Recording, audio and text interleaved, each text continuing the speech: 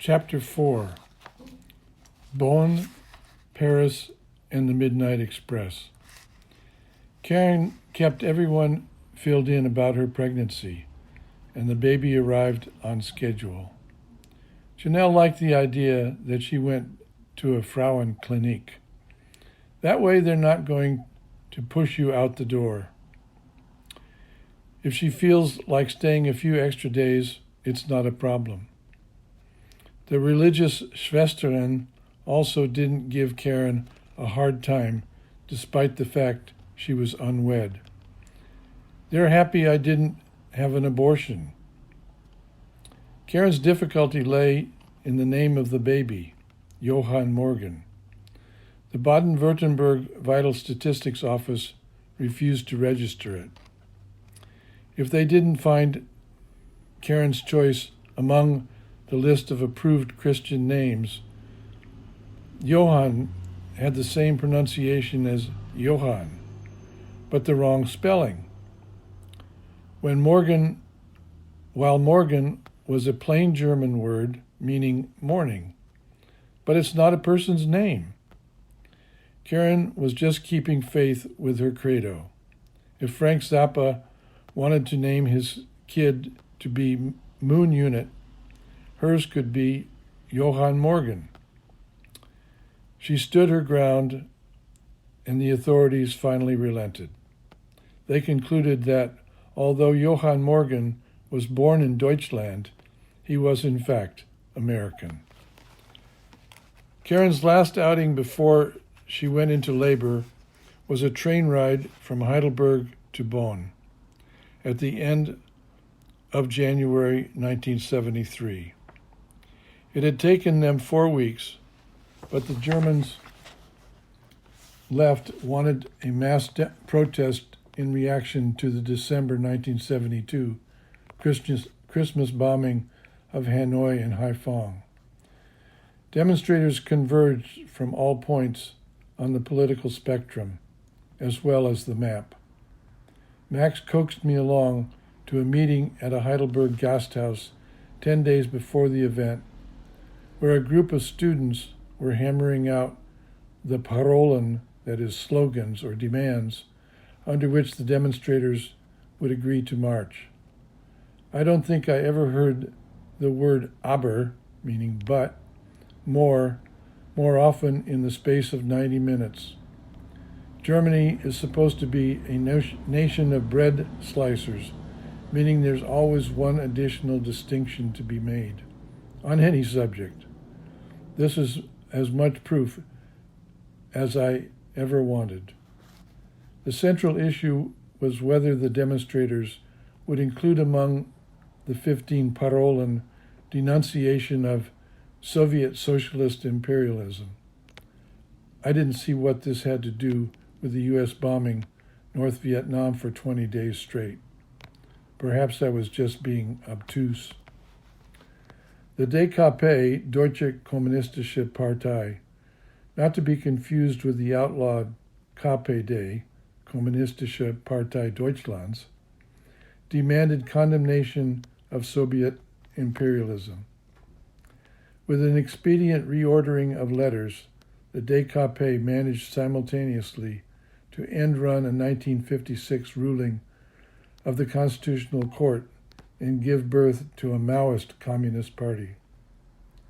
Banning political parties was no longer in vogue, so the DKP operated openly. The ultimate decision called for 2 demonstrations, each with its own set of Parolen. As a concession to making a bigger impact, the groups agreed to march one after another, with the DKP bringing up the rear. I have no idea how the question of who marched first got resolved. Flipping a coin? But that would have meant one more aber over whose coin to use. The chartered train from Heidelberg impressed me. On reduced tickets, Janelle, along with our daughters, joined Karen and a half dozen others from the Fight Back group in one passenger car. In Bonn, we looked up We hooked up with the non-KPD line of marchers. Altogether, the total was 30,000, divided about evenly. There was a third, much smaller contingent, the anarchists, but they didn't show themselves until the march broke up at the end, which is when the speeches were supposed to take place. This was Rudi Dutschke's debut, following the assassination attempt a couple of years before that had left him so neurologically impaired. Initially, we found ourselves in a park, away from the plots fronting the Rathaus where Dutschke was speaking. Nearby, a group of about 150 unfurled a silken black banner. "Geez," I turned to Janelle, "it's the black flag of anarchy." I was trying to make a joke, but with so many layers of irony, that's not easy. For almost an hour, to Christina and Moira's delight, the Sponties, or Autonomen, as they were known in German, paraded the billowing flag the size of a professional basketball court, at breakneck speed, back and forth on the greensward, like a huge ebonite centipede. When the novelty began to wear off for both our children and the banner haulers, we moved toward the plots. We were getting hungry. Perhaps we could locate a place to eat. Instead, a crowd surrounded us. The Polizei, the anarchists, and some of Red Rudy's audience were squaring off. In the restricted space, we could find nowhere to turn. I was lugging my Super 8 camera and wanted to shoot some footage.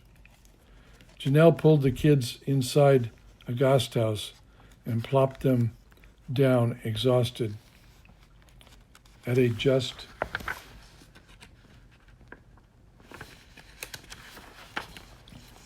emptying table. I told her I was going outside. Bonn is a modest university town reputedly chosen by Konrad Adenauer as West Germany's capital because it is in his home region. The city's Rathaus is a music box with latticed windows covering the facade. 2 sets of steps ascend to the entrance from the right and left sides of the building, forming an inverted V. The police took positions at the bases of the steps. It didn't take long for the most aggressive battlers to break through their batons. Perhaps they included Mick Jagger's street fighting man, Joschka Fischer. The objective was to smash some of the small panes. Mao's youths were fond of shouting, "Smash capitalism," and then make a call to arms from the apex of the steps before the Polizei regained the upper hand. With my Super 8 zoom lens, I captured the violent action. One guy with long, straggly hair, wearing a de rigueur brown flannel overcoat, was especially combative. At the cost of a bloody scalp, he scaled the steps and shouted something I couldn't make out, while holding aloft a clenched fist. My mind traced back to Mario Savio's famed 1964 speech from the steps of Berkeley's Sproul Hall. Because I'm a lawyer and tend to be interested in such things, from a discreet distance, I followed the dozen people arrested to the rear of the Rathaus. The police hustled them into an official van parked out of sight of the plots. But after no more than 10 minutes, one by one, the young men were released. Where I come from, they would have been charged with felony assault on a police officer and hit with 3 times the statutory bail. I returned to the Gasthaus and described the strange events to Janelle, who by then was consuming an order of Kalbhaxen. Christina and Moira played hide-and-seek merrily beneath the tables. The next week, the U.S. Army hit the GI movement. We called the simultaneous transfer of 6 GI activists to stateside bases the Midnight Express. Terry Bott and a couple of fellow soldiers from Wiesbaden, who had published 6 or 7 issues of FTA with Pride, received orders home well before the scheduled end of their tours. But the biggest loss was going to be Andy Berman. Midnight Express fit because of the suddenness of the orders. They were to be executed within 48 hours. Any formal reaction would have to be rapid. Bott, whose wife Carol was also in Wiesbaden, agreed to the filing of a complaint under Article 138 of the Uniform Code of Military Justice. Andy had only 9 months in uniform before the expiration of his 2 years. He reluctantly decided not to fight reassignment to Fort Polk, Louisiana. Article 138 is an underutilized provision of the code allowing any person to complain against an action of his commander. LMDC perfected the use of the article so that it could be invoked in a wide variety of circumstances. We took the position that commander embraced anyone up the chain of command who had arguably wronged the person filing the complaint. The power of this purely administrative inquiry rests in the requirement that the ultimate destination of the report made on the complaint is the secretary of the appropriate military department, Army, Navy, or Air Force. No commander at any level, at least those with ambition for a higher rank, which one can safely assume includes most officers, hopes to see his name come before the secretary regarding a matter of controversy. In Bott's case, our hastily drafted complaints delayed his departure, and eventually the orders were canceled. Whether we could have achieved this for Andy, we'll never know. The Army's coordinated action did reveal the attention GI dissidence, as the military officially terms it, was receiving at high levels of usurier. It also marked LMDC's initial attempt to galvanize the U.S. media to cover the story of GIs in Germany. A steady flow of soldiers, plus an occasional airman, passed in and out of Merzgasse, particularly on weekends. Rivkin and I dashed from base to base, covering our cases. Hence, I welcomed the chance to attend a Paris gathering of U.S. military deserters. They hope to publicize their demand for amnesty, coinciding with the end of U.S. combat in Vietnam. Paris was a central location, but its choice raised problems. Years before, with Charles de Gaulle as president, around the same time he decided to oust post-World War II U.S. troops from French soil, an accommodation had been reached so that U.S. deserters, Max's babies, could obtain French work permits, enabling them to remain there legally. Since as a member of NATO, France was obliged to surrender American deserters, de Gaulle's stance was a slap at the U.S. France had experience with the quagmire of Vietnam, and this was de Gaulle's way of displaying the Republic's superior knowledge. Whether the conservative government of George Pompidou would be as accommodating was an open question. The answer was delivered the day I first arrived in Paris. Max, who had traveled from Heidelberg separately, promptly advised, "The conference has been banned." He took me to the headquarters of the Ligue des Droits de l'Homme, France's version of the American Civil Liberties Union, where we found a hurried press conference in progress. A French lawyer asked me to react on behalf of the organizers. I knew several of them from a similar meeting in Copenhagen in October 1972, but I hardly felt qualified to speak their thoughts. Seasoned activists and exiles from Sweden, Canada, England, France, and the U.S. were converging on the French capital that day and the next.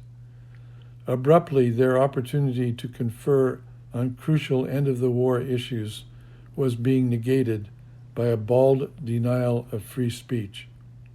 This much I could safely articulate. Thus, after a terse introduction by the woman heading the League, I stood briefly before the microphone. Over my shoulder peered the sober photographic gaze of the organization's founder, Ludovic Travailleur. His distinguished white beard and my full red one created a curious tableau on the TV news that night. In a fashion statement adapted from the Panthers, I wore a 3/4 length brown leather coat. I demurred with regard to whether the organizers would test the ban. Will they attempt to conduct a meeting out of the view of the authorities? I asked rhetorically. I cannot speak about decisions which have not been made. I would imagine, however, that means will be sought, enabling the individuals who have come at considerable expense and trouble to put their heads together on the critical question of amnesty for those who have protested the war at great personal sacrifice. I felt I'd rendered the soundbite needed and sat down after a question or two. Max provided translation for the French journalists. Fritz Efaw and Seth Rigby were two faces familiar from the Denmark gathering. Unlike Sweden, where U.S. military deserters received government-supported asylum, England, which Fritz and Seth called home for years, was limited by the NATO obligation described above to providing refuge strictly for draft refusers. Their flat at number 2 Turquoise Street in London's Southwark district became one of the best-known addresses in the American exile community. These ex-U.S. collegians consistently demonstrated sophistication for operating within the margins, absent among their military deserter brethren. Fritz had lived for so long in England that he tended to finish all his sentences with, "In it?" A return to the United States would mean trial in Oklahoma City on a federal indictment for refusing induction. Jerry Condon, freshly arrived from Canada, was new to me. Before leaving to enlist in the Army, Jerry attended my own alma mater, the University of San Francisco. Never one to act by half measure, Jerry volunteered for the Green Berets. He excelled to the point of adorning the 1968 Special Forces recruiting poster. A tall, angular frame and strong Irish profile, I'm sure, were recommending factors. During combat medicine training, Jerry decided to refuse orders to Vietnam, whereupon the command referred charges to court-martial. Jerry departed for Canada ahead of the trial, but because he had already been arraigned by the military judge, the trial went forward, sentencing Jerry in absentia to 5 years at hard labor. Canada granted him landed immigrant status, which allowed Jerry to remain. But what French authorities might do if they discovered this fugitive soldier was unknown. I estimated 25 deserters and draft refusers had arrived for the now prohibited conference. Our first scheduled meeting At our first scheduled meeting, nearly everyone expected gathered in an apartment near a Paris metro stop. We all conceded that the Sûreté had been equal to following at least several of us. 2 or 3 were convinced they'd actually spotted a tail. We could have a discussion here perhaps for an hour, but with the passage of more time, the chances grew that we'd be raided. The group decided to shift the meeting for the afternoon to a different location, one that we'd have to reach clandestinely. This meant shaking any shadows we picked up. Our Paris hosts broke the gathering into squads. Each departed in a different direction. Using a tangle of subway routes, we emulated the movement of 100 celluloid fugitives. I took my companion's word that any of this was rational. From 2 days of talking came a resolution demanding unconditional clemency for all Vietnam-era draft prosecutions and amnesty for all those absent without leave from the military. The men from each country of exile committed themselves to continuing to push hard for these goals, especially through their publications. Richard Nixon was not likely to respond favorably, and besides, other more pressing matters preoccupied him. But when Gerald Ford took office a year later, he announced as his first presidential act a clemency for deserters. That is, after first taking care to pardon his immediate predecessor in the Oval Office. Back in Heidelberg, on an exceptional slow morning, I was sitting with Carolyn Stevens and a sour pair, Linda Lucas and her friend Helga, all fight-back activists, when Rosenberg and Trecker dropped by the office. I introduced the visitors to the women. Carolyn wanted to know about the American lawyers. What do you do in Germany? Tubby explained that he and Trecker were attorneys handling court-martial cases at the U.S. bases. What kind of cases? Well, he continued, drug cases, assaults, thefts, you name it, whatever the clients can pay for. So, replied Carolyn, you're not here to do good? You could say that, said Trecker. I managed the day's first smile. She was flattering LMDC, I decided. Rosenberg, who reminded me of Friar Tuck, that is, the tonsured pate, if not always the girth, which at times did tend to be robust, was intent on describing the partnership's latest triumph. LMDC had once interviewed their soldier client, but we had our hands full. I was happy he wound up with the law firm of Rosenberg and Trecker. The young man's name was Hatcher. He said he was related to a famous person, Richard Hatcher, the new mayor of Gary, Indiana, the first large U.S. city to elect a black politician to that elevated office. PFC Hatcher had been in his barracks room with 3 other GIs. All were white except Hatcher. The evening's chosen frolic involved taking a thimbleful of lighter fluid into the mouth.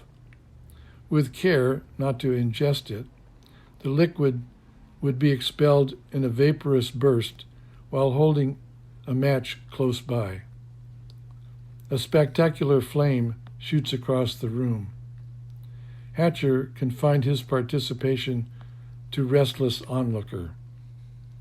Witnessing this discomfort while the stunt was repeated endlessly, Hatcher's roommates and friend began taunting. Hatcher told them to fuck off and thought about getting some sleep. One of the men suddenly conceived of covering Hatcher's face with shaving cream. With the other's help, he pinned Hatcher down long enough to plant a large burst of Gillette foaming. Hatcher pulled free and waited for the moment when the next match was lit in preparation for another human flamethrower demonstration. He snatched the Dixie cup, resupplying the Ronsonol, and launched the contents. What none of them realized was that the clothing and faces of the men had become saturated with residue from the repeated sprayings of flammable liquid. The admixture of raw lighter fluid, and open flame ripped a small blast through the room. Third-degree burns resulted on one soldier's face, concentrated around the lips and mucous membranes of his mouth. 2 reconstructive surgeries with skin grafts repaired the young man enough for him to make his way again in public. The case opened numerous possibilities. Hatcher's intent was central. Was his behavior merely negligent or so reckless that it could be characterized as maliciously intentional? Fooling around with fire and combustibles clearly can't be brushed aside in a court of law. What's more, contributory negligence by the victims has no application when assault is the charge. Nevertheless, the behavior of the amateur fire eaters, if developed prudently, could not be overlooked. Their harebrained antics had almost invited the injuries. Admittedly, there was the provocation of the, quote, racist shaving cream attack. Demonstrating Hatcher's character and hurt pride could mitigate the impulsive reaction to his tormentors, but the risks would be great. The injury's severity clearly warranted a general court-martial, although arguably the entire episode was merely GI horseplay gone haywire. Was this a situation where a pretrial agreement should be negotiated, or simply roll the dice and let a military judge or court with members decide?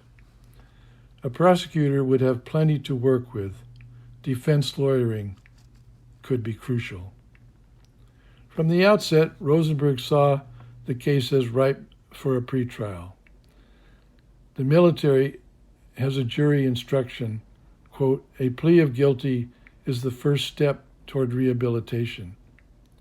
It's a handy peg on which to hang the beginning of the defense sentencing argument. If there's little hope of acquittal, you hate to have a recalcitrant appearing client, one who disdains to take, quote, the first step toward rehabilitation. But pleading guilty to an aggravated assault charge was not clearly supported by the evidence that placed Hatcher in the position of fighting a possible 5-year sentence. The first task would be convincing the trial counsel that the facts called for a plea to an LIO, that is, lesser included offense, one without malicious intent. If this was possible, then Tubby could throw his shoulders into presenting Hatcher as a sincere young man caught in the web of a tragic mishap. Rosenberg told the trial counsel there was no point discussing a pretrial agreement in an overcharged case. He couldn't do it ethically, and it made no sense tactically.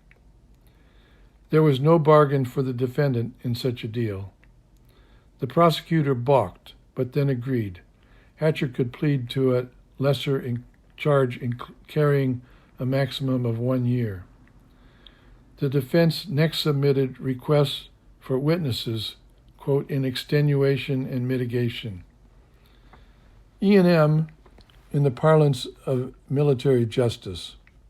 Rosenberg described how, as a Marine JAG in Iwakuni, he and the civilian attorney Mark Amsterdam exploited an accused's newly increased capability for procuring personal attendance of sentencing phase witnesses from anywhere in the world, at government expense.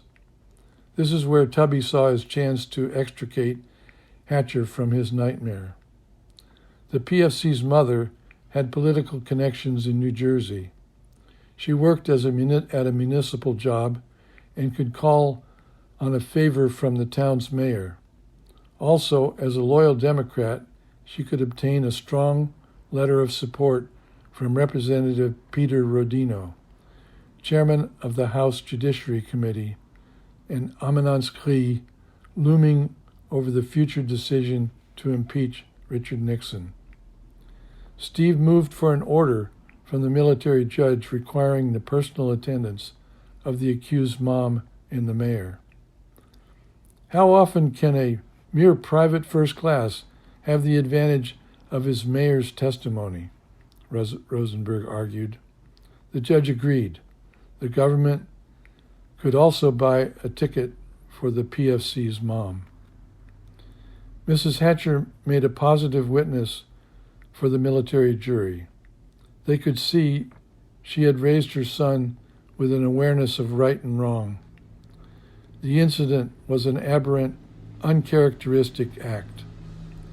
I congratulated Tubby on the stellar outcome: 3 months confinement, reduction in rank of a single pay grade, and no punitive discharge.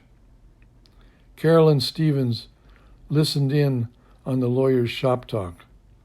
I can't say what impression it made, nor did any of us ever confirm whether PFC Hatcher was related to Richard Hatcher, mayor of Gary, Indiana.